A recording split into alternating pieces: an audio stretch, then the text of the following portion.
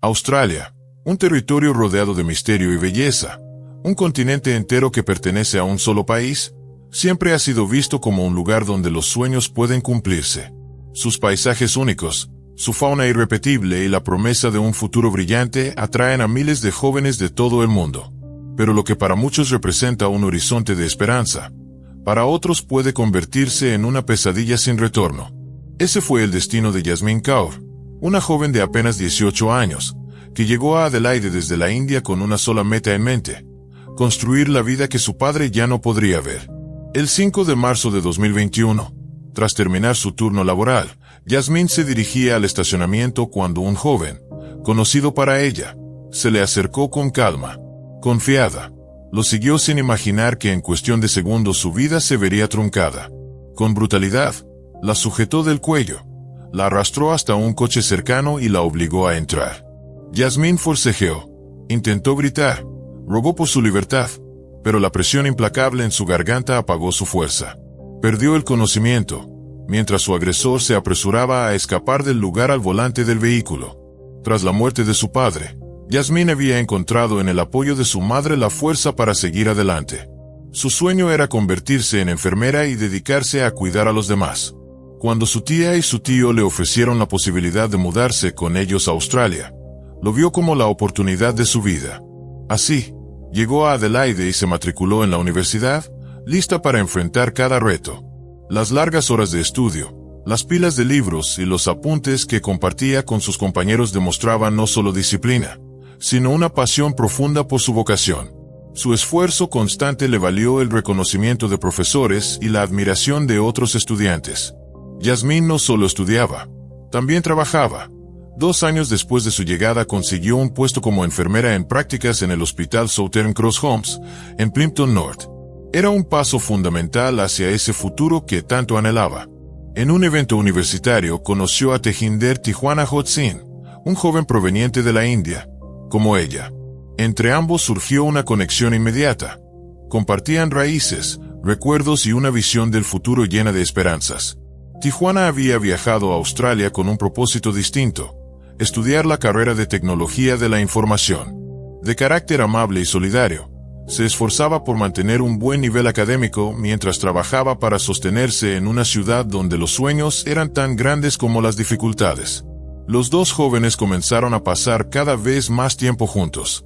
Entre risas, charlas en cafés y encuentros entre clases, la amistad se transformó en algo más. En abril de 2020, ya no ocultaban lo que sentían. Habían formalizado una relación que parecía avanzar hacia un futuro compartido. Yasmeen estaba profundamente enamorada de aquel joven que, con constantes muestras de cariño, le juraba amor y le dedicaba atenciones que en un inicio parecían detalles tiernos. Pero esas atenciones poco a poco se transformaron en algo diferente, en un control disfrazado de afecto. Tijuana comenzó a preguntar cada vez más sobre sus rutinas, a querer saber con quién estaba y a vigilar aspectos de su vida que deberían haber sido privados. Lo que en un principio parecía una demostración de cuidado, con el tiempo se volvió invasivo, marcando un cambio que pronto daría un giro oscuro e inesperado. La llegada de Yasmeen a Australia fue vista por su familia como una victoria frente al destino. Haber perdido a su padre era una herida que jamás sanaría, pero su decisión de estudiar enfermería se convirtió en un símbolo de fortaleza para su madre y para todos los que la rodeaban. En la India, muchos padres sueñan con que sus hijos tengan un futuro mejor en tierras lejanas, y Yasmeen era prueba de que la esperanza podía abrirse camino incluso en medio del dolor. Para ella, cada clase, cada examen, cada turno en el hospital era un paso más hacia esa promesa. A pesar de las dificultades de adaptarse a una cultura diferente, Yasmeen nunca perdió el entusiasmo. Quienes la conocían decían que siempre tenía una sonrisa lista y un comentario amable para quien lo necesitara. Esa capacidad de dar alegría a otros contrastaba con la exigencia que se imponía a sí misma en los estudios. El cansancio no la detenía. Se quedaba despierta hasta altas horas repasando temas de anatomía, fisiología y cuidados clínicos. Su dedicación era un reflejo de su carácter, una joven tenaz que jamás bajaba la cabeza. La relación con Tijuana, sin embargo, comenzó a ocupar un espacio cada vez más complejo en su vida. Lo que al inicio era compañía y cariño pronto se transformó en una serie de dudas y contradicciones. Sus amigos y compañeros notaron cómo esa relación iba moldeando poco a poco la conducta de Yasmín, atrapándola en un círculo de dependencia emocional disfrazado de amor.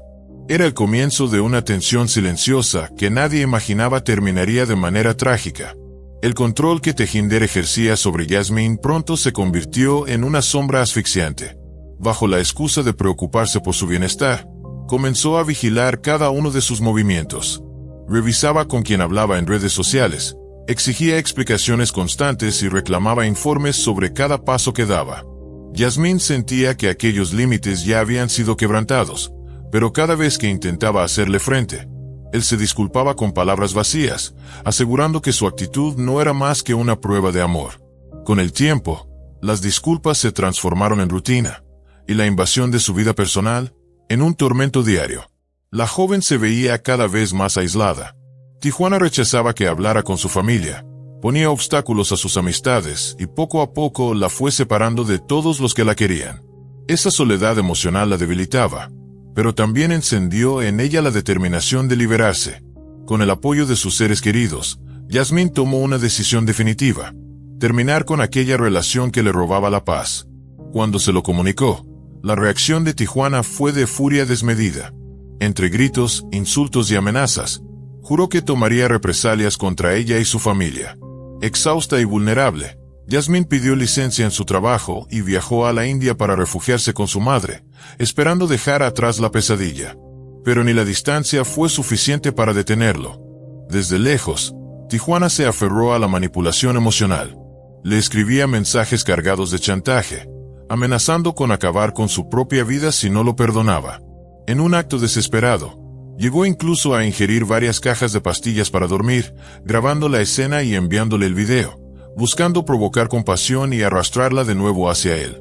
Sin embargo, lo único que consiguió fue terminar hospitalizado, bajo tratamiento médico.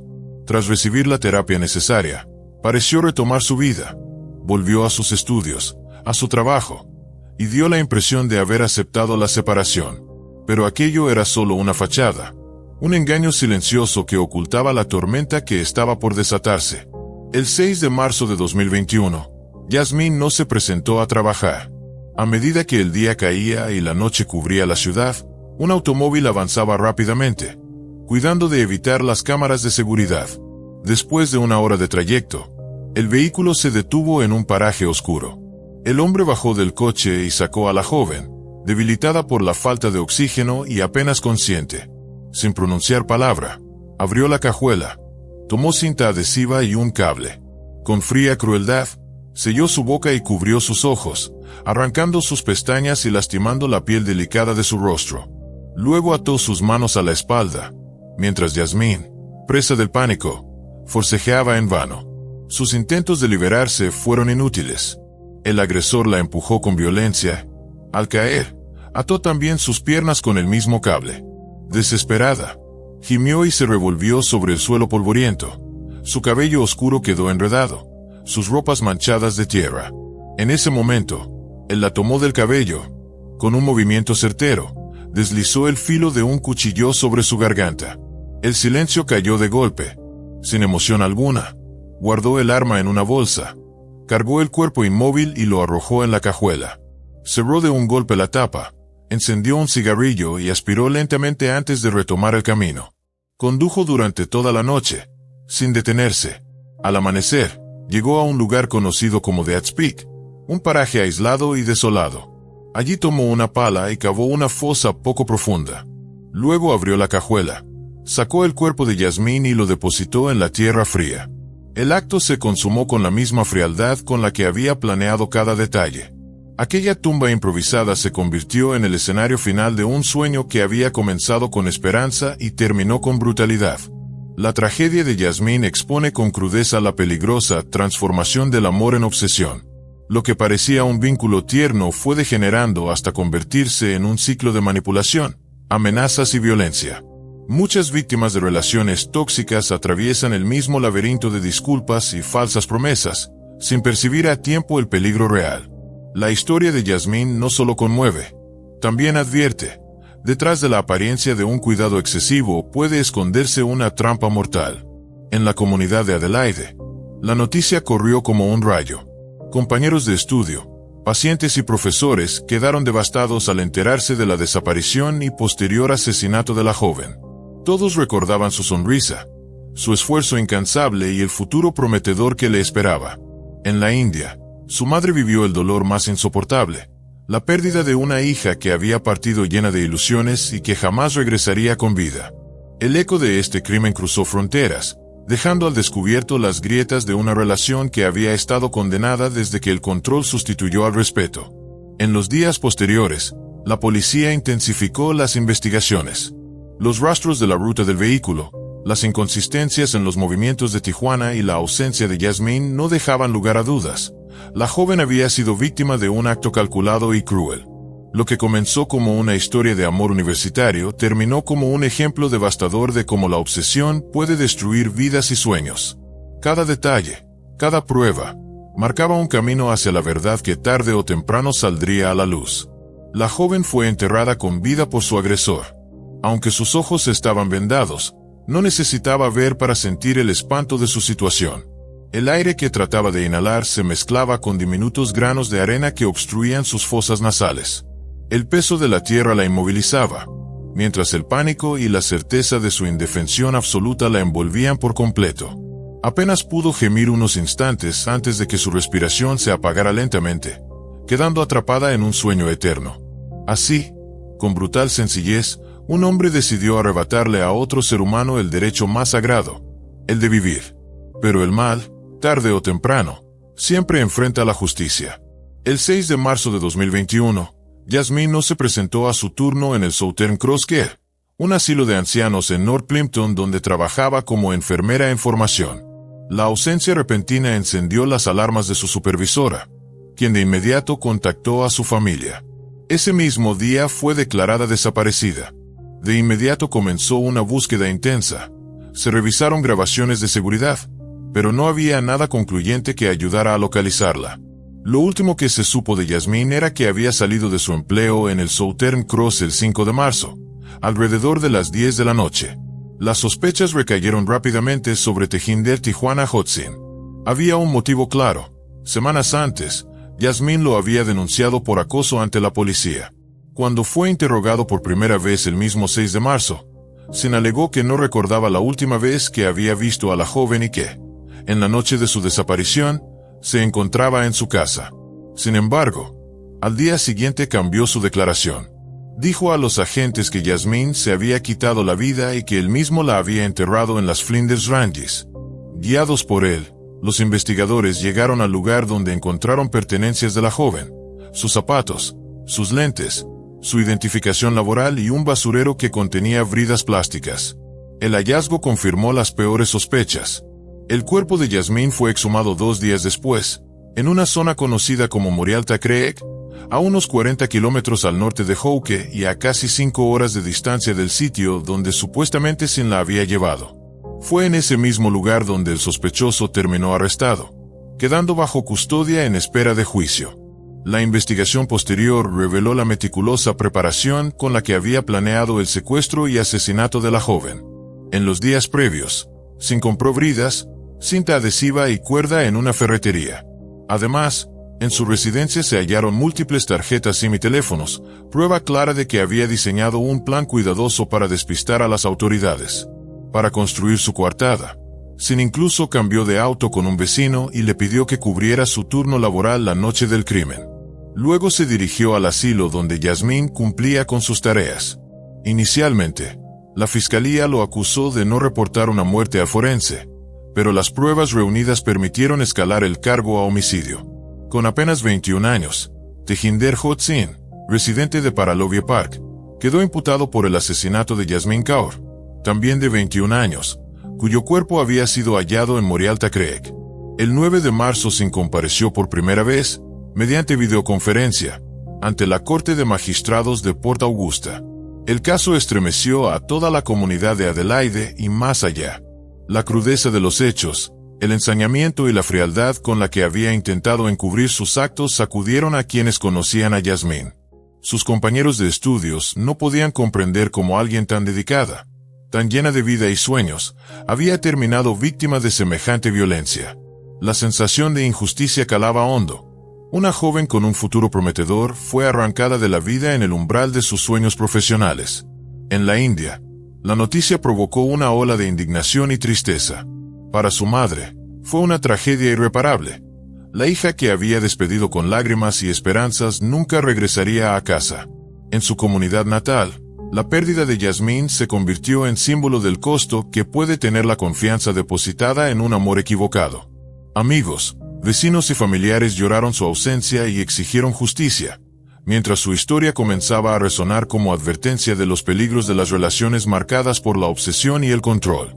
La investigación, a cada paso, demostraba la determinación de Sin por ejecutar un crimen premeditado.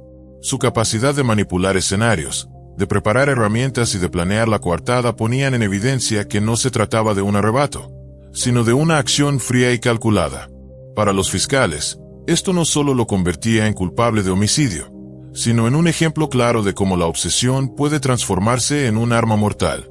El juicio estaba por comenzar, pero el eco de la tragedia ya había marcado para siempre a quienes conocieron a Yasmín y a quienes supieron de su historia.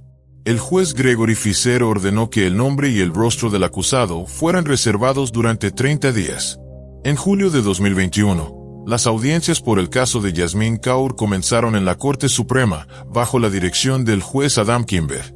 Fue allí donde salió a la luz que Sin se encontraba en Australia con una visa de estudiante y que, ese mismo año, había pasado un tiempo internado en una sala psiquiátrica de corta estancia.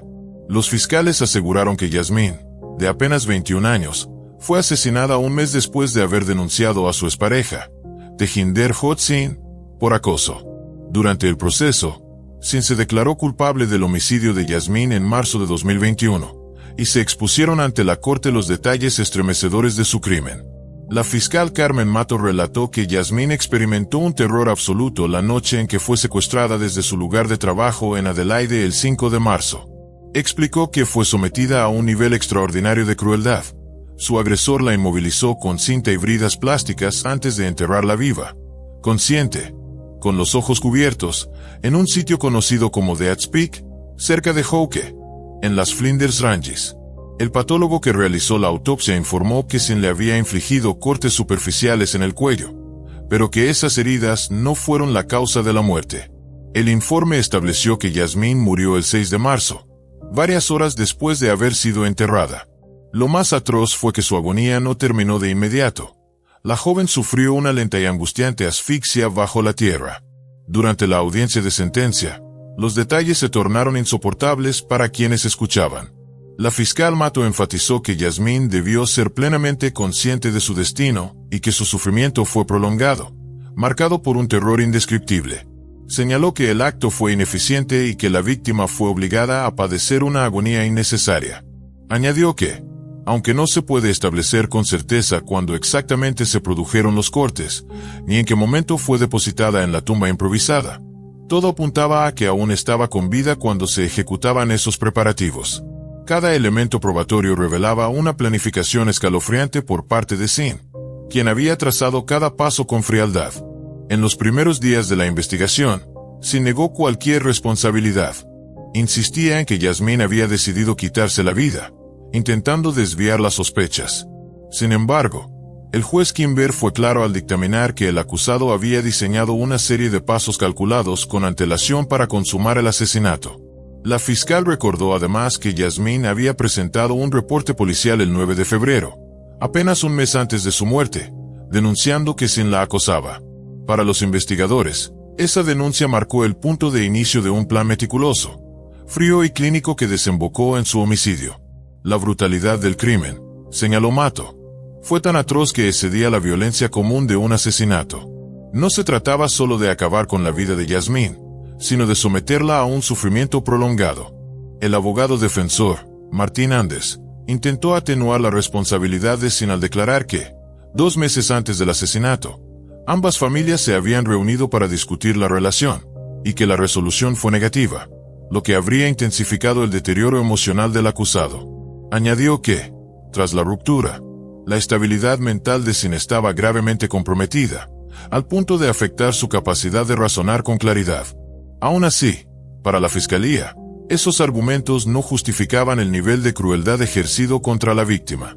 Yasmín fue víctima de un cálculo frío, de una obsesión que se transformó en violencia letal.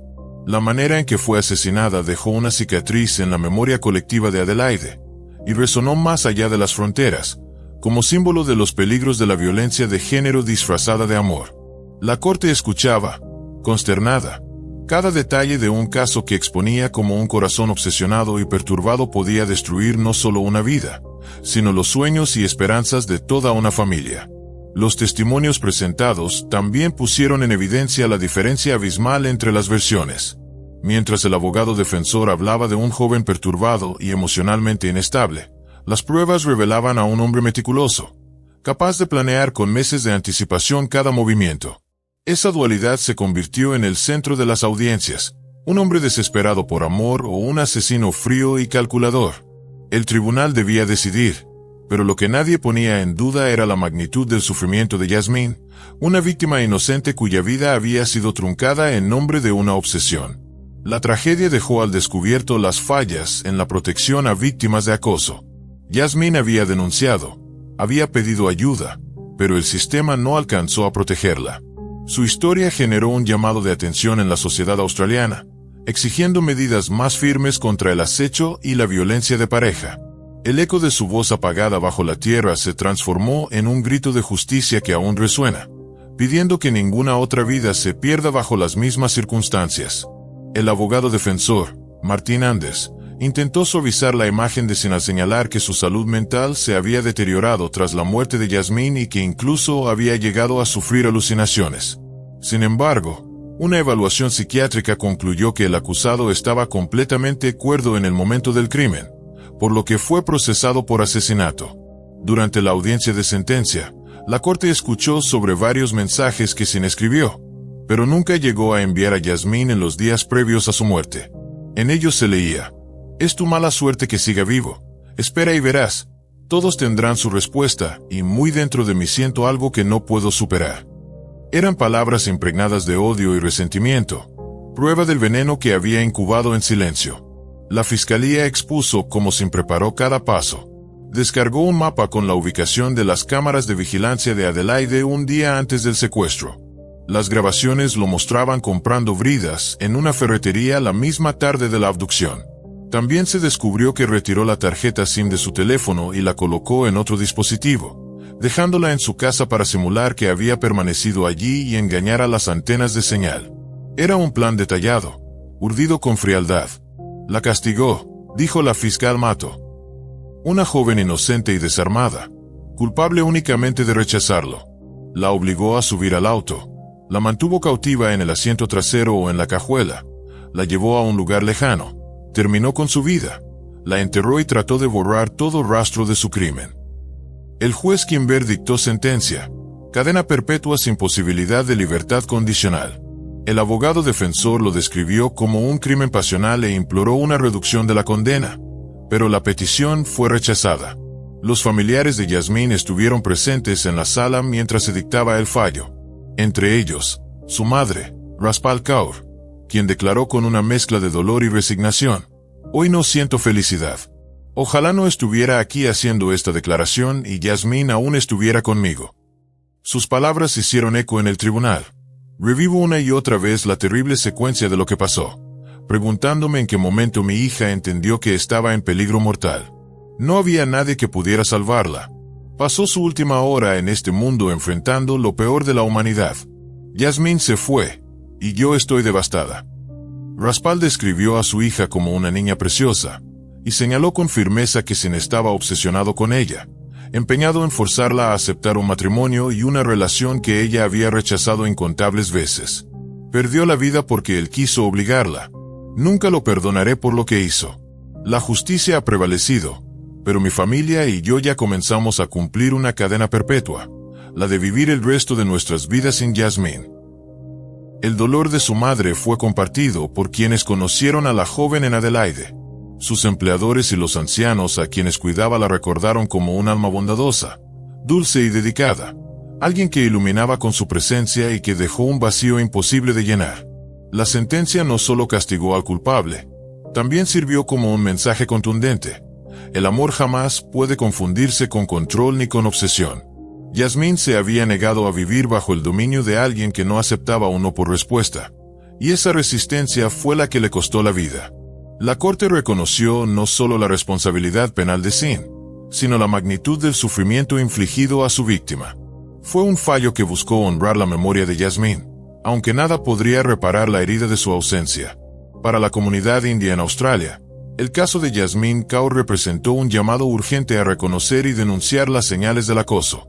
Ella había tenido el valor de levantar la voz y acudir a la policía, pero el sistema no la protegió a tiempo. Su historia se transformó en un emblema, recordando que la indiferencia puede ser cómplice de tragedias. Cada palabra de su madre, cada lágrima de sus amigos y cada recuerdo de quienes la querían se unieron en un lamento colectivo, exigiendo que ninguna otra joven quedara atrapada en las garras de una obsesión mortal. Yasmín partió a los 18 años a Australia con la ilusión de estudiar, trabajar y forjar un futuro prometedor. Ese sueño se truncó con violencia, pero su legado quedó vivo en cada persona que la conoció. Quienes compartieron con ella en la universidad, en el hospital o en la intimidad de su hogar recuerdan su sonrisa luminosa, su perseverancia y la nobleza de su espíritu. Aunque la sentencia no devuelve la vida, su historia permanecerá como una advertencia dolorosa y como un homenaje a una joven que se aferró a sus sueños hasta el último aliento. Así, el joven estudiante indio de 21 años, Tejinder Hossain, quien secuestró a su expareja Yasmín Kaur de 21 años desde el Centro de Cuidados para Ancianos en North Plimpton, Adelaide, en marzo de 2021, fue sentenciado a cadena perpetua con un mínimo de 23 años sin posibilidad de libertad condicional. Sin la ató con cinta adhesiva y bridas plásticas, para después enterrarla viva en Deads Peak, cerca de Hawke, en las Flinders Ranges. En aquel entonces Sin tenía 20 años. Al inicio, se declaró inocente. Sin embargo, un mes antes de que iniciara el juicio en la Corte Suprema cambió su declaración a culpable. El juez Adam Kimber dictó una condena de 22 años y 10 meses sin opción de libertad condicional, apenas por encima de la pena mínima obligatoria en Australia del Sur para un homicidio, 20 años. Al emitir el veredicto, el juez Kimber describió el crimen como horrendo y extremadamente despiadado. Dijo que apenas encontraba palabras para expresar el terror de los últimos instantes de Yasmín. Es difícil imaginar lo que sintió al ser secuestrada, amordazada, atada y mantenida en el auto durante el largo trayecto hasta Morialta Creek. No puedo describir el horror de haber comprendido que la estaban enterrando viva, afirmó el magistrado. El tribunal escuchó que Sin nunca reveló detalles precisos de cómo la raptó desde su lugar de trabajo ni qué ocurrió exactamente en las horas siguientes. Sin embargo, la evidencia probaba que Yasmín sufrió enormemente y fue obligada a soportar un angustiante viaje en silencio, privada de libertad y de voz. Tras la sentencia, el juez Kimber reiteró que se trató de un crimen claramente premeditado. Sin había tomado medidas concretas para encubrir sus actos, dejando en evidencia que no fue un arranque impulsivo, sino un plan cruel y calculado. La magnitud de lo que hiciste debió ser clara para ti, dijo el juez. Tuviste tiempo para reflexionar, tiempo para dar marcha atrás, y sin embargo seguiste adelante y acabaste con la vida de Yasmín. Con voz firme, le recordó que no cabía duda alguna. Actuó pensando únicamente en sí mismo. Le quitaste la vida como castigo por no querer mantener una relación contigo y por haberse atrevido a acudir a la policía. Las audiencias también confirmaron que la policía ya había advertido a Sin en febrero de 2021, apenas semanas antes del asesinato, por su conducta de acecho hacia la joven. Durante la sentencia, se leyeron varios mensajes que Sin escribió para Yasmín antes de matarla y que nunca envió, reflejando sus pensamientos oscuros y amenazantes. Además, se presentó ante el tribunal una declaración que la propia Yasmín había entregado a la policía el 28 de enero de 2021, apenas 5 semanas antes de su muerte. En el documento, Yasmín relataba cómo su expareja la seguía insistentemente por la calle y en su lugar de trabajo, describiendo con dolor la relación opresiva que había mantenido con él durante 9 meses. En esa declaración, Yasmín explicaba que Sin era excesivamente posesivo, que intentaba controlar con quien pasaba tiempo y que, al negarse a ceder ante sus exigencias, había decidido terminar la relación el 4 de enero de 2021. Aquel escrito, divulgado por la Corte Suprema, Fue una prueba contundente de la amenaza que ella ya había reconocido y denunciado en vida. Sus palabras, leídas en la sala del tribunal, resonaron como un testamento de advertencia que nadie logró atender a tiempo. La tragedia de Yasmeen Kaur no solo reveló la ferocidad de un crimen atroz, sino también la vulnerabilidad de las víctimas de acoso en situaciones donde el amor se convierte en obsesión. El juicio contra Singh dejó claro que la sociedad debe escuchar y proteger más firmemente a quienes se atreven a denunciar, porque el silencio y la indiferencia pueden ser tan mortales como la violencia misma. Para la familia de Yasmeen, la sentencia fue un alivio parcial. Su madre, devastada, insistió en que ninguna condena devolvería a su hija, pero al menos el culpable pagaría por su crueldad. La comunidad que conoció a Yasmeen sigue recordándola como una joven dedicada, dulce y brillante, que soñaba con salvar vidas en su carrera como enfermera. Ese sueño fue truncado de la forma más brutal, pero su memoria permanece como un llamado a la justicia y a la protección de quienes, como ella, solo pedían vivir en libertad. Yasmeen relató que si no aceptó el fin de la relación, la amenazaba con hacerse daño si ella no accedía a permanecer a su lado. Durante los meses que estuvieron juntos, contó que él se molestaba cuando ella hacía planes con amigos, la llamaba insistentemente y le exigía regresar a casa de inmediato. Singh, ciudadano indio que llegó a Australia para estudiar tecnología de la información en la universidad y que también trabajaba en un centro de cuidados, enfrentará muy probablemente la deportación una vez que cumpla su condena. Cuando pueda solicitar la libertad condicional, en enero de 2044, tendrá alrededor de 40 años. Así, Yasmeen Kaur se convirtió en otra víctima del terror ejercido por un hombre a quien había amado y en quien había confiado. Aquel joven que parecía atento, sensible y cariñoso resultó ser un lobo con piel de cordero. Su enfermiza celopatía y su inestabilidad emocional le arrebataron la vida a una muchacha llena de sueños. Quien ama de verdad nunca daña a la persona que dice querer. Por el contrario, estaría dispuesto a protegerla de cualquier golpe. En el caso de Singh, no hay explicación que baste. Algunos lo verán como un insulto a la confianza, otros como una muestra de incompetencia, y para muchos, como un claro ejemplo de psicopatía. Lo cierto es que la historia de Yasmeen deja una lección dolorosa. Reconocer a tiempo los signos de una relación tóxica puede salvar vidas. Su caso, marcado por la obsesión y la violencia disfrazada de afecto, se transformó en un ejemplo desgarrador de cómo los celos y el control pueden acabar en tragedia. La comunidad australiana quedó conmocionada por un crimen que expuso la fragilidad de las víctimas frente a la obsesión. Recordar a Yasmeen es también recordar la importancia de escuchar, creer y proteger a quienes denuncian. Su memoria permanecerá como un llamado urgente a la prevención y a la justicia. La mañana del 20 de febrero de 2005, en Mount Laurel, Nueva Jersey, comenzó como cualquier otro domingo para John Audif. Nada hacía presagiar lo que estaba por venir. Tenía un plan sencillo: ir a casa de su hermana, Danielle, para echarle la mano con unos pendientes en su casa. Todo parecía normal, hasta que llegó a la puerta. Tocó el timbre. Golpeó con los nudillos. Gritó su nombre. Silencio absoluto. John intentó llamarla al celular, pero la llamada fue directamente al buzón de voz. Algo no cuadraba. Aunque no entró en pánico de inmediato, una alarma silenciosa se encendió dentro de él. Entonces, decidió llamar a su madre, Felice. Ella pensó que quizá Danielle se había quedado a dormir con Richard Patrón, el hombre con el que había estado saliendo últimamente. Era una suposición razonable. Por ahora, con la llave de repuesto en mano, John entró a la casa, hizo las reparaciones que tenía planeadas y se marchó. Pero en otro rincón del mismo pueblo, otra familia comenzaba a inquietarse. La madre de Richard, Margaret Patrón, esperaba visitas ese día. Iban a reunirse en su casa para ver una carrera importante. Pero cuando los amigos llegaron, Richard no estaba por ningún lado. Su teléfono tampoco daba señal. Igual que el de Danielle. Margaret sabía que la noche anterior, Richard había salido con Danielle. Y, al igual que Felice, pensó que probablemente se había quedado con ella. Pero esa idea se desmoronó rápidamente. A las 11 de la mañana, Danielle no se presentó a una cita en el salón de belleza.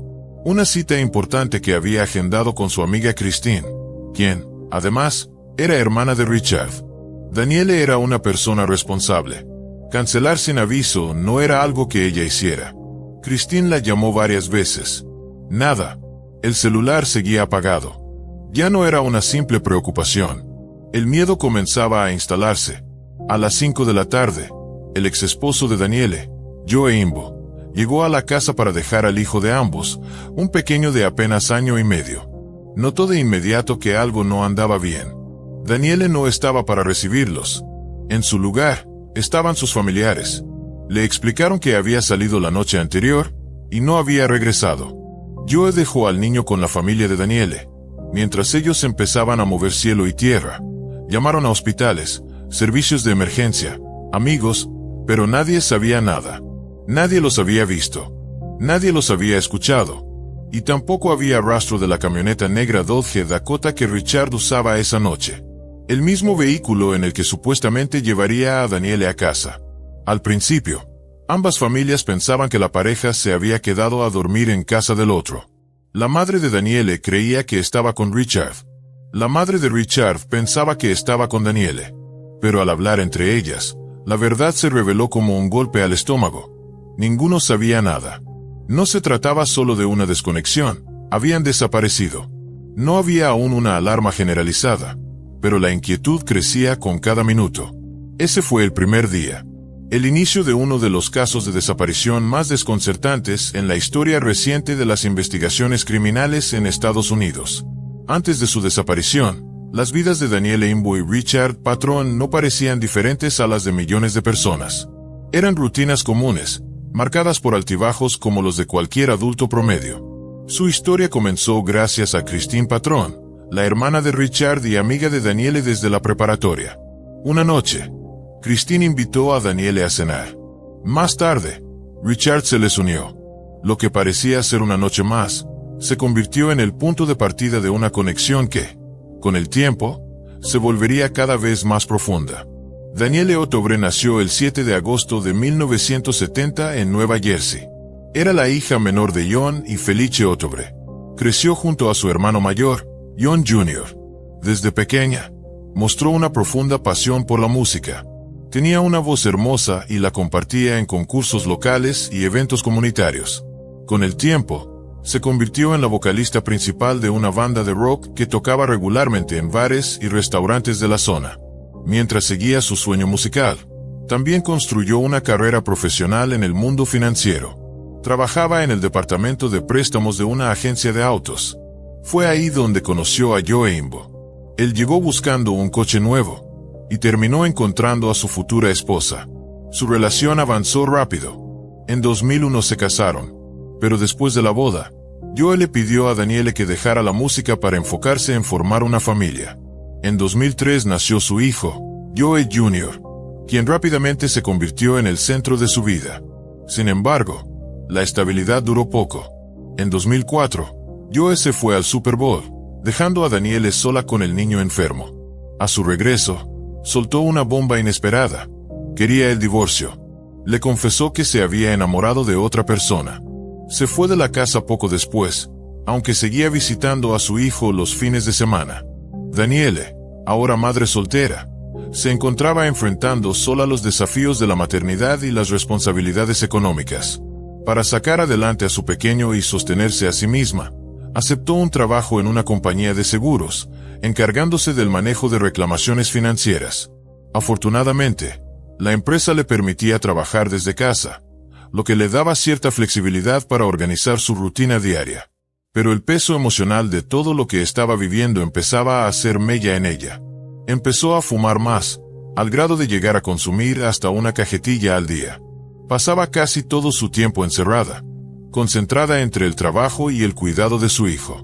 Solo los fines de semana, cuando el niño se quedaba con su padre, podía tener un respiro, un poco de tiempo para ella misma. Fue en una de esas noches tranquilas que salió a cenar con Christine, y Richard se les unió. Esa noche marcó el inicio de un cambio. Richard Patron Jr. nació el 29 de agosto de 1969 en Filadelfia. Era el hijo mayor de Margaret y Richard Patron Sr., y tenía dos hermanas menores, Christine y Elise. Su familia era propietaria de una panadería, en la que Richard trabajaba a tiempo completo como chef pastelero, especializado en pasteles de boda. Quienes lo conocían hablaban de él como un profesional entregado, talentoso y con verdadero orgullo por su oficio. A los 20 años, Richard se convirtió en padre. Su entonces pareja dio a luz a una niña, Angela. Aunque su relación romántica no perduró, ambos lograron mantener una relación cordial y establecieron un acuerdo de custodia compartida. Richard se mudó a un departamento justo arriba de la panadería familiar. Desde entonces, Angela vivía con él entre semana, y los fines de semana los pasaba con su madre. Richard no solo cuidaba de su hija, la incluía en su mundo. La llevaba con él al trabajo, la dejaba ayudar en la panadería. Era evidente para todos cuánto valor le daba a su rol como padre. Sin embargo, en 2004, cuando Angela entró en la adolescencia, decidió mudarse con su madre. Aunque eso aligeró las responsabilidades diarias de Richard, él nunca dejó de mantenerse presente en su vida. Fue durante ese periodo, en el que tanto Richard como Danielle se encontraban reordenando sus vidas y tratando de sanar sus heridas, que su vínculo se volvió más fuerte. Las familias de ambos, que se conocían desde hacía años, apoyaban y celebraban la relación. La noche del sábado 19 de febrero de 2005, Danielle Imbo aceptó una invitación de Richard para salir juntos en el centro de Filadelfia. En las semanas previas, habían tenido poca comunicación. Tras finalizar su divorcio, Danielle había pedido una pausa, pero esa noche, decidió darle una oportunidad. Su hijo Joe estaba con su padre ese fin de semana, lo que le permitía disfrutar, por fin, de una velada sin responsabilidades. Era fin de semana largo por el Día de los Presidentes. La ciudad estaba vibrante, llena de vida. Las calles abarrotadas, los restaurantes y bares a tope. Pero pese al ambiente festivo, la temperatura había caído drásticamente. Hacía frío. El termómetro marcaba alrededor de 26 grados Fahrenheit, unos menos 3 grados centígrados. El viento se sentía cortante, sobre todo cerca de los ríos o en las calles abiertas. Danielle y Richard eligieron un bar llamado Avalon, ubicado en el 429 de South Street. Era un lugar conocido en la zona, famoso por su música en vivo. Para cuando llegaron, el sitio ya estaba lleno. Un espectáculo programado esa noche había atraído a una buena cantidad de asistentes. En algún momento de la noche, apareció Anthony Valentino, amigo de toda la vida de Richard. Se conocían desde que tenían 7 años. Su presencia no estaba planeada. Simplemente coincidió en el mismo lugar y se acercó a saludarlos. Los tres pasaron un rato conversando, disfrutando de la música en vivo. Según los testigos, Danielle y Richard se comportaban como una pareja. Estaban sentados juntos, compartían abrazos discretos, se veían cómodos, relajados. No había señales de tensión ni de conflicto entre ellos. Los meseros y otros clientes del bar confirmaron después que ambos tomaron solo un par de cervezas. Nada fuera de control. Se mantuvieron sobrios, tranquilos, disfrutando la noche. El espectáculo terminó alrededor de las 11:45 de la noche. Algunos, incluido Anthony, planeaban continuar la velada en otro bar cercano, pero Danielle y Richard declinaron la invitación. Dijeron que al día siguiente querían pasar tiempo con sus hijos. Era momento de irse a casa. Richard comentó que había dejado su camioneta, una Dodge Dakota negra modelo 2001, estacionada cerca. Se ofreció a llevar a Danielle a su casa y luego regresar él mismo. Todo parecía normal. Testigos, incluido Anthony, aseguraron que ambos salieron del bar juntos y caminaron en dirección al vehículo. Esa fue la última vez que alguien los vio. No existe video que documente su salida, ni grabaciones que hayan captado hacia dónde se dirigieron. A partir de ese momento, simplemente desaparecieron. Aquella noche, Danielle Imbo y Richard Patrón desaparecieron en pleno corazón de Filadelfia, sin dejar rastro alguno. Fue la última vez que alguien los vio. La última pista confirmada. A partir de ahí, silencio total. Cuando transcurrió un día entero sin noticias de ninguno de los dos, finalmente se levantó un reporte oficial de personas desaparecidas ante las autoridades. Ya habían pasado 24 horas desde que salieron del bar en South Street. Hasta entonces, los cuerpos policiales habían mostrado cierta reticencia para actuar, argumentando que ambos eran adultos. En teoría, podrían haberse ausentado por decisión propia. Pero cuando la denuncia se formalizó, la búsqueda comenzó con seriedad. Familiares y amigos se sumaron de inmediato, hombro con las fuerzas del orden. La prioridad era reconstruir la ruta más probable que la pareja habría seguido desde el centro de Filadelfia hasta la casa de Daniele en Mount Laurel, Nueva Jersey. Según los cálculos de la familia, el trayecto cubría unos 40 kilómetros y cruzaba varios puentes importantes. El más destacado, el puente Walt Whitman, una arteria clave que conecta Filadelfia con el sur de Nueva Jersey a través del río Delaware. Por lógica, parecía la ruta más directa. Por eso, los primeros esfuerzos se enfocaron en ese puente y sus alrededores. John Ottobre Jr., hermano de Daniele, y el padre de Richard pasaron horas recorriendo vecindario tras vecindario, muchas veces repitiendo las mismas calles, una y otra vez, todos los días. Llegaron a registrar más de 13 horas al volante durante sus búsquedas. Trazaron mapas detallados de posibles desvíos en la ruta esperada, marcando cada intersección, cada lote baldío, cada estacionamiento oscuro o callejón sin salida. Revisaron centros comerciales, áreas de descanso en autopistas, edificios abandonados. Cada rincón fue inspeccionado. Mientras tanto, voluntarios comenzaron a repartir volantes con las fotos de Daniele y Richard, junto con los datos del vehículo, una camioneta negra Dodge Dakota modelo 2001. Imprimieron alrededor de 10,000 carteles, pegándolos en tiendas, paradas de autobús, edificios de oficinas, gasolineras, lavaderos de autos, cualquier lugar donde pudieran captar la atención de alguien. Una de las líneas principales de la investigación fue la revisión de cámaras de vigilancia. Al haber salido de un bar ubicado en pleno centro de la ciudad, era lógico pensar que alguna cámara debía haber captado el vehículo en su camino hacia Nueva Jersey.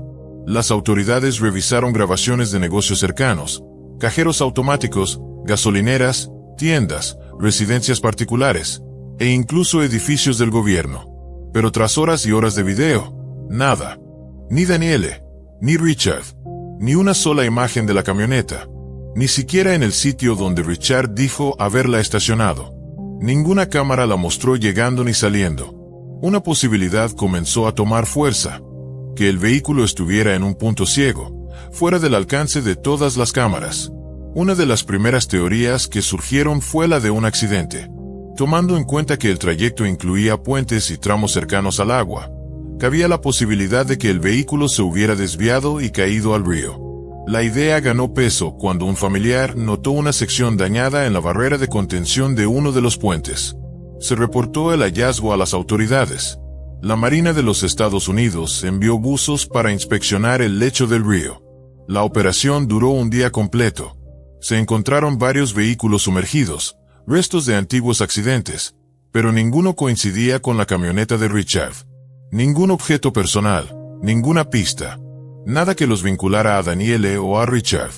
Al mismo tiempo, los investigadores comenzaron a revisar otras fuentes de información: registros de grúas, reportes de accidentes, archivos de seguros, admisiones hospitalarias. Ninguno arrojó datos útiles. Ni una sola coincidencia. Lo que hacía este caso especialmente desconcertante era que no se trataba de una sola persona desaparecida, sino de dos adultos y un vehículo. La teoría del accidente trágico empezó a perder fuerza. El entorno urbano, el tráfico constante, la cantidad de cámaras, la visibilidad. Todo hacía difícil que un accidente de esa magnitud pasara desapercibido. Y sin embargo, no había ninguna pista concreta. Ninguna línea de investigación avanzaba. El caso se estancaba. Frente a la falta de resultados, la familia decidió buscar otra alternativa: reconocimiento aéreo.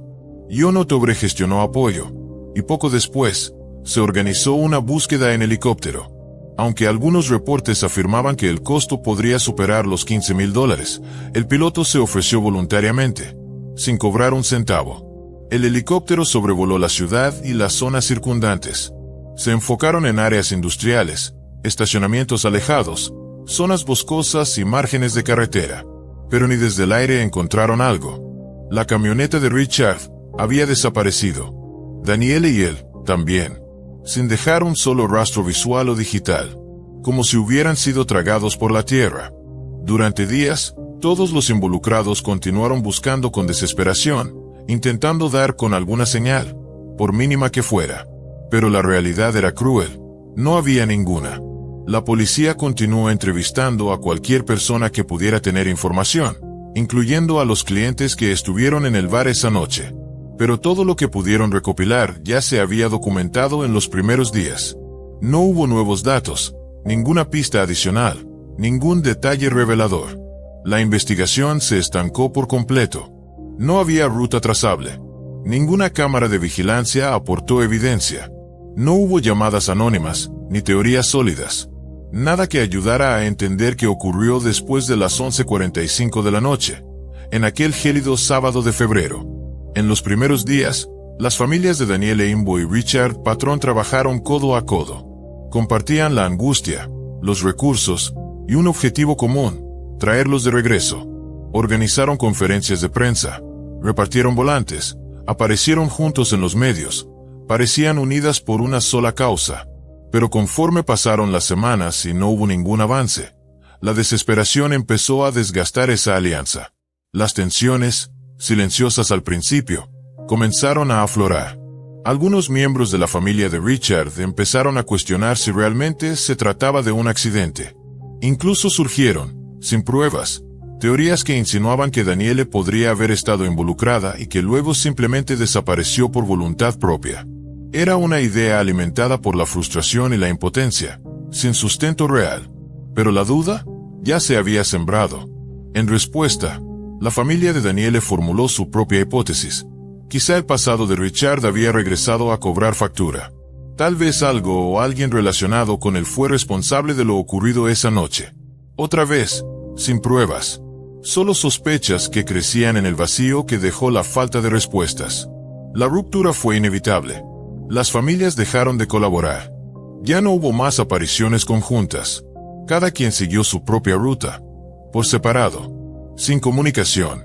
Mientras la investigación principal seguía estancada, los detectives comenzaron a enfocar su atención en quienes estaban más cercanos a Daniele. Uno de los nombres que resaltó fue el de Joe Imbo, su ex esposo y padre de su hijo. Según la información disponible, poco antes de la desaparición, Joe habría mostrado interés en una posible reconciliación. Familiares de Richard afirmaron que Joe había contactado a Richard varias veces, haciendo llamadas en las que expresaba su descontento por la relación entre él y Daniele. De acuerdo con los padres de Richard, en una de esas llamadas, supuestamente, Joe habría lanzado una advertencia: si no se alejaba de Daniele, habría consecuencias. Aunque no se pudo comprobar el contenido exacto de esas conversaciones, los registros telefónicos confirmaron que sí existieron. Esto fue suficiente para que las autoridades investigaran más a fondo el paradero de Joe la noche de la desaparición. Según los reportes, Joe estaba en casa de sus padres, pasando el fin de semana con su hijo. Había otros familiares presentes. Todos ellos dieron declaraciones coherentes y consistentes. Dijeron que Joe no salió de la casa, que se fue a dormir antes de la medianoche y que permaneció ahí el resto de la noche. Las versiones coincidían. No hubo contradicciones. La policía revisó toda la información detenidamente y concluyó que Joe tenía una coartada sólida. No existía ninguna evidencia directa que lo vinculara con la desaparición. Sin embargo, su nombre no desapareció del radar. Comenzó a circular en foros, redes y blogs.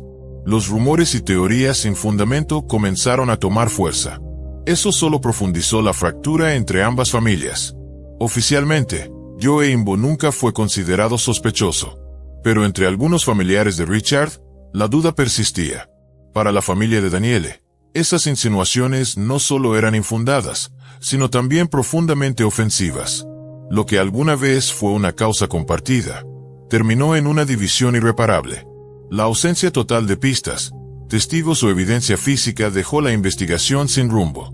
Y ante esa oscuridad, surgieron varias teorías. Puras especulaciones. Una de las más inquietantes apuntaba a que la desaparición no fue accidental, sino provocada. En febrero de 2008, el FBI emitió un comunicado oficial sugiriendo que posiblemente hubo participación de profesionales en los hechos. Subrayaron la ausencia total de pruebas, especialmente la desaparición del vehículo, como indicio de una operación meticulosamente ejecutada. Una camioneta de ese tamaño no desaparece sin dejar huella, a menos que haya existido una planificación previa. Para los investigadores, el escenario apuntaba a algo premeditado. con precisión. Desde ese momento, el caso dejó de ser tratado como una simple desaparición. Fue reclasificado como un posible crimen. Y aún así, no se identificó a ningún sospechoso. No hubo motivos claros. Ninguno de los dos tenía enemigos.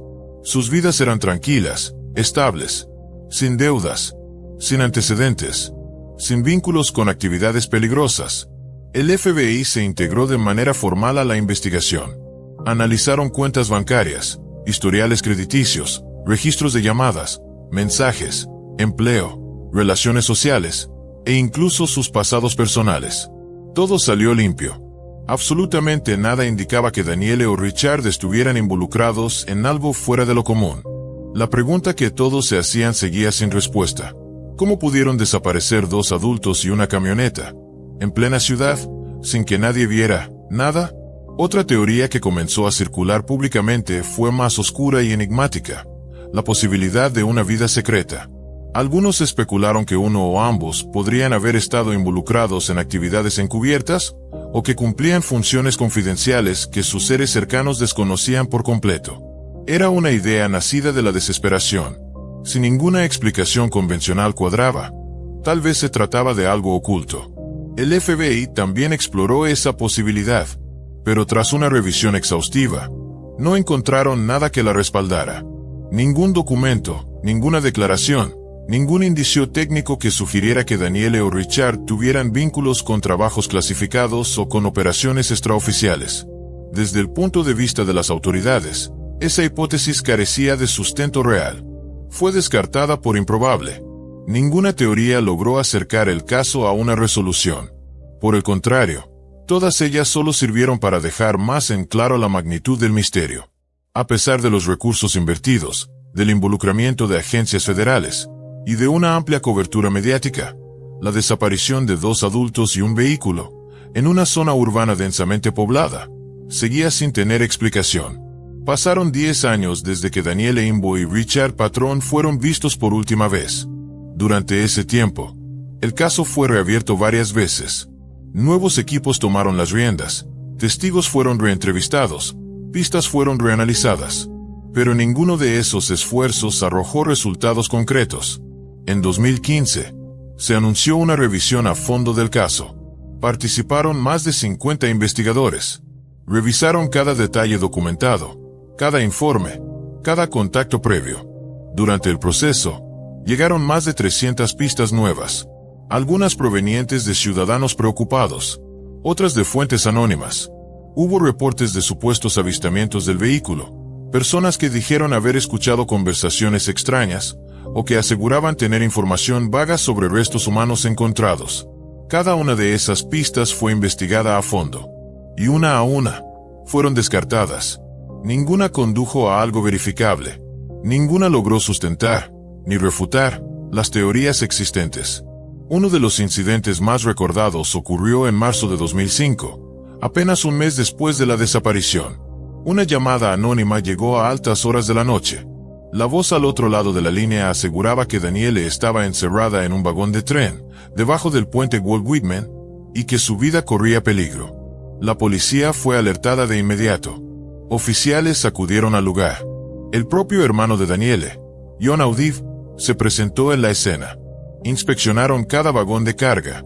Recorrieron la zona completa. No encontraron a nadie. No había señales de una persona, ni del vehículo, ni de actividad reciente. La llamada fue clasificada como falsa, y aquel informante nunca volvió a comunicarse. A pesar de los años de trabajo, de los esfuerzos incansables, de las horas invertidas, el caso nunca cambió de estatus. Continuó abierto. Las autoridades jamás descartaron la posibilidad de un crimen premeditado, pero tampoco pudieron desarrollar una teoría que resistiera el escrutinio de los hechos. Como en los primeros meses, todas las hipótesis permanecieron sin comprobarse. Intentos de vincular el caso con otros crímenes no llegaron a ninguna parte. Las bases de datos con restos sin identificar no arrojaron coincidencias. A simple vista, la idea de que dos adultos y una camioneta desaparecieran en medio de una ciudad, sin que nadie los viera, suena casi imposible. Había cámaras en cada esquina, semáforos, casas particulares, cajeros, gasolineras, talleres, tiendas. Y sin embargo, ninguna registró absolutamente nada. La camioneta, una pick-up negra de tamaño completo, con características particulares, era una de las claves más importantes del caso. Un vehículo así no desaparece sin ayuda externa. No puede moverse sin ser visto. Pero no había registros de grúas que coincidieran, ni reportes de un remolque similar. Nadie reportó un movimiento sospechoso. Las autoridades buscaron en depósitos de chatarra, estacionamientos privados, talleres mecánicos, bodegas, y no apareció en ningún lado. Ni el FBI ni los investigadores locales lograron formular un escenario que cuadrara con todos los hechos conocidos. Ninguna teoría podía explicar cómo se logró sacar de circulación a 2 personas adultas y a un vehículo entero sin que nadie notara absolutamente nada. La desaparición de Danielle Imbo y Richard Patrón se convirtió en uno de los casos más desconcertantes e inexplicables en la historia moderna de la investigación criminal en Estados Unidos. Hasta abril de este año, casi 20 años después, el caso continúa sin resolverse.